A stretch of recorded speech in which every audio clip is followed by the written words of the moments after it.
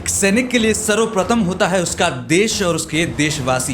इन्हीं दोनों के लिए जवान हर दिन, हर पल और हर मौके पर अपनी जिंदगी दांव पर लगाता है। वो एक पल भी नहीं सोचता अपनी खुद की सुरक्षा के बारे में, क्योंकि देश की सुरक्षा उसे डट कर करनी है। दुख तो तब होता है जब देश की परेशानियों को देखकर एक जवान की भावनाएं आहट होती हैं और लगातार समस्याओं से जूझ रहे देशवासियों को देखकर उसके मन में एक पीड़ा उत्पन्न होती है। एक ऐसी पीड़ा जिसको केवल एक जवान ही महसूस कर सकता है और एक ऐसी पीड़ा जिसको लेकर वो कठोर निर्णय ले सकता है। दरअसल राजस्थान में भर्तियों को लेकर उठ रहे विवादों के बीच पैरामिलिट्री फोर्स के एक युवा अफसर ने आहट होकर अपनी नौकरी से इस्तीफा दे दिया है। झुंझुनू जिले के रहने वाले व सीआरपीएफ में असिस्टेंट कमांडर विकास झाकड़ ने अपना इस्तीफा भेज दिया है।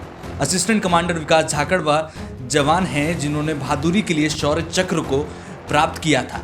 झाकड़ ने सीआरपीएफ में सहायक कमांडेंट के पद से इस्तीफा राष्ट्रपति के नाम अपनी फोर्स के डिपार्टमेंट में भेज दिया है। उन्होंने राजस्थान में ही हो रही धांधलियों पर चिंता जताई है और लिखा है कि इसमें युवाओं का भविष्य खराब हो रहा है। मुख्यमंत्री को लिखे पत्र में विकास झाकड़ ने कहा है कि युवाओं के भविष्य के साथ हो रहे लगातार खिलवाड़ से वे काफ़ी आहट हैं। इसके लिए उन्होंने सीआरपीएफ में सहायक कमांडेंट के पद से अपना इस्तीफा राष्ट्रपति के नाम अपनी फोर्स के डिपार्टमेंट में भेज दिया है, लेकिन अभी तक उनको इस्तीफे को स्वीकार नहीं किया है। उन्होंने बताया है कि 10 साल से पहले नौकरी से इस्तीफा दिया जाता है तो ट्रेनिंग आदि का खर्चा स्वयं को ही वहन करना पड़ता है। शौर्य चक्र विजेता विकास झाकड़ ने बताया है कि उन्होंने करीब 4.25 लाख रुपए जमा भी करवा दिए हैं। इस प्रक्रिया में वक्त लगता है, लेकिन उन्होंने अपना इस्तीफा दे दिया है। शौर्य चक्र विजेता विकास झाकड़ ने इससे पहले 2018 में भी एक बड़ा फैसला लिया था। उन्होंने किसान राहत कोष बनाने की मांग की थी। इसके लिए मुख्यमंत्री और प्रधानमंत्री को पत्र भी लिखा था। झुंझुनू के तत्कालीन कलेक्टर दिनेश यादव को अपने और अपनी पत्नी के 12 लाख रुपए करीब के जेवरात इस कोष के लिए सौंप दिए थे। उन्होंने भी अपनी पत्नी के साथ 40 तोला सोना और आधा किलो चांदी के जेवरात किसान को राहत देने के लिए कलेक्टर को दे दिए थे। उन्होंने कहा था कि किसानों की देश में सबसे बदहाल स्थिति है, इसके लिए जल्द से जल्द किसान राहत कोष की स्थापना की जानी चाहिए। और उस वक्त कलेक्टर ने विकास झाकड़ की ओर से लिखा गया पत्र तो ले लिया था, लेकिन उनके गहने लौटा दिए थे। इसके अलावा विकास झाकड़ प्रधानमंत्री राष्ट्रीय कोष, नेशनल डिफेंस फंड और साइंस एंड टेक्नोलॉजी बोर्ड में हर महीने 1,000 रुपये की सहायता देते रहे हैं। साथ ही 2014 में एम्स दिल्ली में अंगदान की भी औपचारिकताएं पूरी कर चुके हैं। आपको बता दें कि 23 नवंबर 2016 को लातेहार झारखंड में जंगलों में ऑपरेशन को अंजाम देने में सहायक कमांडर विकास झाकड़ को बड़ा योगदान रहा था।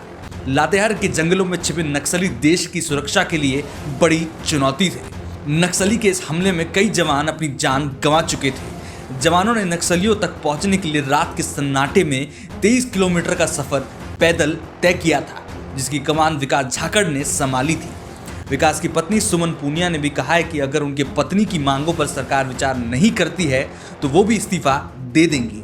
उनकी पत्नी सुमन पूनिया चिकित्सा एवं स्वास्थ्य विभाग में कार्यरत हैं। झाकड़ ने अपनी 5 सूत्री मांगों में रीट परीक्षा को निरस्त कर उसे 1 माह से फिर से करवाने में और रीट परीक्षा की धांधलियों की सीबीआई से जांच कराने, इसके अलावा माध्यमिक शिक्षा बोर्ड के चेयरमैन डीपी जरौली को हटाने, समयबद्ध परीक्षाओं करवाने के लिए एक कमेटी का सुप्रीम कोर्ट से रिटायर्ड जज की अध्यक्षता में गठन करने, इसके अलावा विधानसभा में नकल माफियों पर कड़े कानून लाने की मांग की है।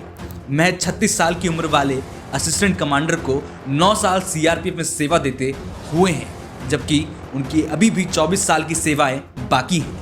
लेकिन वो इतने आहट हो गए हैं कि प्रमोशन पाकर डीआईजी आईजी तक पहुंचने की बजाय युवाओं की लड़ाई लड़ने को आहन कर दिया है। इस पूरे मामले पर आपकी क्या राय है, हमें ज़रूर बताएं कमेंट सेक्शन में।